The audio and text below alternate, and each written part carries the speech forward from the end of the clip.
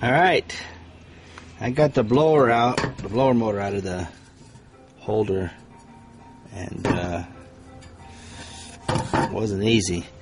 That's the blower, and here's that furnace motor that was inside the blower. Just came apart,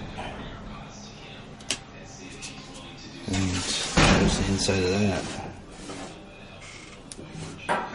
Get a better light view down in the sun. Let's see. It's kind of dirty, but this is that 1/8 furnace blower motor. So I'm gonna put it back together and see how easy it blows in the wind. Right now it ain't blowing at all, but let me get this back together and we'll see. Alright, got it all back together. That's the motor. Cleaned it all up inside, got all the dirt out.